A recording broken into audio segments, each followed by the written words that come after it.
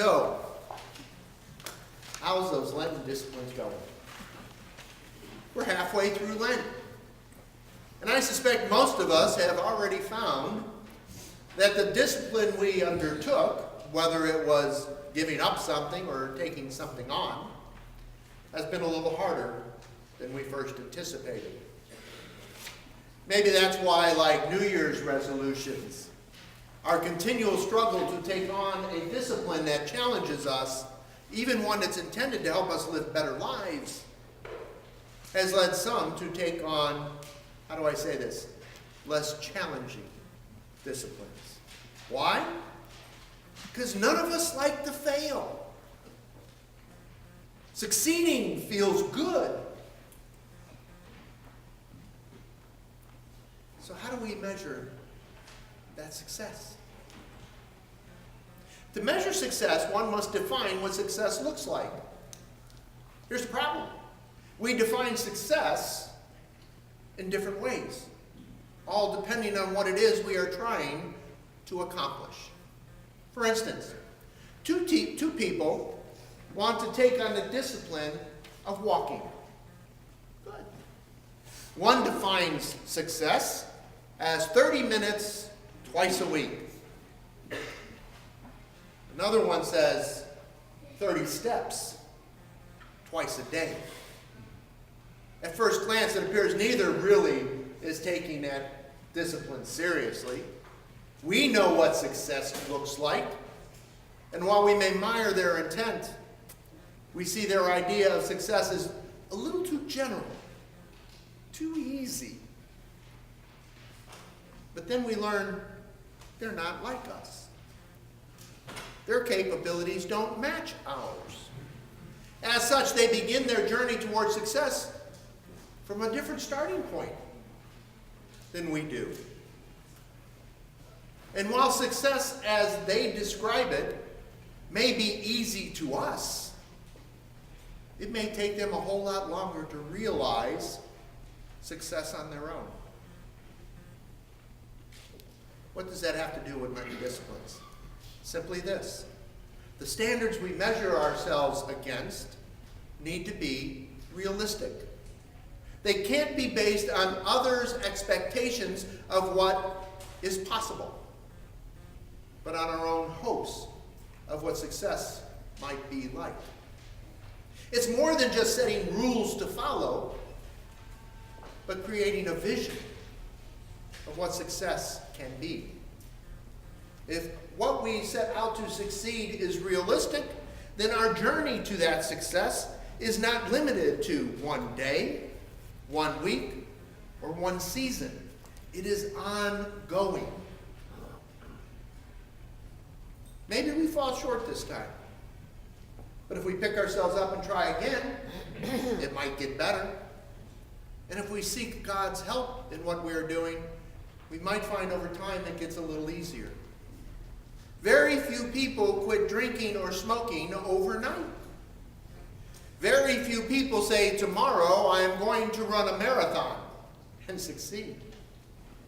And very, very few people look at someone who has wronged them and say, today I will forgive. Many people look at today's Old Testament reading and hear and see only the thou shalt nots. Rules to be followed. God's demands on a people he calls his own. Known as the Ten Commandments, the Mosaic Law, they are what God tells Moses is essential if Israel is to succeed in building and strengthening their relationship with God and one another. In them, God defines what success looks like. And what people hear is don't do this and don't do that.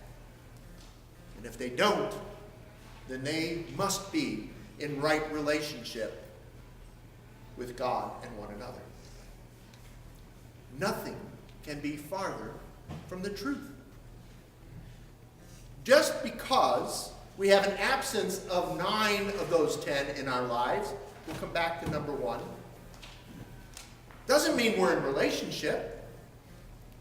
They could be absent because we choose not to be in relationship. Why avoid relationships? Because relationships, like our Lenten disciplines, require effort. Like our Lenten disciplines, we fall short from the ideal. And we often fall short because when we look at someone, we often notice more of their differences from us than those things we hold in common. And what's sad is that when we look at people in that way, it's so much easier to avoid them. It's so much easier to avoid conflict in our lives. And that makes us feel good, too. Makes us feel like we're succeeding. But we also avoid relationships that could potentially reveal God's grace and love in new and wonderful ways. Now, some here might be thinking, this is the proverbial glass half full, glass half empty argument. And it is about perception. But it's more than this. It's more like the argument that where there is an absence of war doesn't mean there's peace. Yet where there is peace, we know there is an absence of war. Just because we don't worship false gods, just because we don't go around murdering one another, just because we don't covet others' belongings, doesn't mean we're in right relationship with one another. But when we're in right relationship, the absence of those things is real. So let's look back at that first commandment. You know, the one that says, we'll have no other God before God. Maybe this one is less about Israel and more about God. No, God says that it is God who saves Israel. Not other gods, not the will of man, but it is God who saved them. It is God who delivered them out of bondage. God's act of love is what sets God apart from all those earthly gods they knew. The divine power of God's love usurps the perceived power of man-made deities in such a way that God affirms God's desire to be their God, above and before all gods. Just as God went before Israel in the desert as a cloud of smoke by day and a pillar of fire by night, God goes before Israel to prepare the way, not only for their return to the promised land, but for their return to right relationship. However, even though God promises to be with us, offers to help us, we're given the freedom to choose, and as today's gospel reminds us, we don't always choose wisely. Maybe one thing God's been trying to tell us is that with God's help, Israel can succeed in knowing that relationship with God and their neighbor they once longed for. Maybe that's why he promised all that. Maybe that's why Jesus comes to the temple where he finds people selling animals and exchanging monies. Now, those things weren't bad in themselves. In fact, they started out as a form of ministry to the pilgrims who came to the temple, so that those who didn't have access to these things might meet their obligations to God. And having met their obligation, return to their homes with a sense of renewed relationship with God. Unfortunately, some lost sight. They lost sight of the purpose of that ministry and only began to see what was in it for them. Sad part of this is that the religious establishment looked the other way. And like the peddlers and the money changers, they too only saw what was in it for them. They could not see how they had become more of the world than they had of God. In Mark's telling of this story, he places it at the end of Jesus' ministry, whereas John is putting it at the front. Mark says this is the last straw, and John says this is but the first.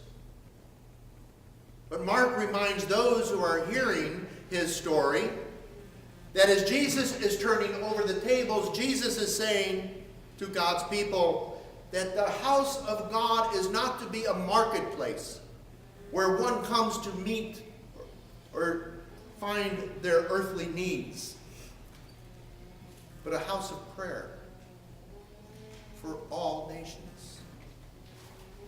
For Mark, a place where all can come and rest in the presence of God. He challenges them to remember why they do what they do and who it is they should be doing it for. Like in the desert, Israel only hears the "thou shalt nots." Those who should have known better don't see Jesus as preparing the way for a return to right relationship. Instead, they see him as a troublemaker. Someone who needs to be removed from the equation if there is to be balance in their lives. Halfway through Lent, as we struggle with our Lenten disciplines, as we seek to try to find balance in our lives, maybe the question we should be asking ourselves is not, why in the world did we ever begin this? But why did we begin it in the first place? If we took it on to live our lives in a way that helps build and strengthen our relationship with God and one another, then even if we haven't achieved our daily goal, our weekly goal, if all we have is found ourselves this much closer to God or one another, then we're succeeding. The measure we use to tell the difference, even this small of a difference, is as unique as we are. How we relate to God and one another all depends upon where we began our journey. Is the goal we all share the same? To know God and God and one another? I believe it is. But it takes time. It takes time for us to realize that, and that time is different for each of us. Good news is, one day, when our journey is complete, we, like the disciples, will remember what we were told, and we will witness it for ourselves. In the meantime, with God's help, our journey continues.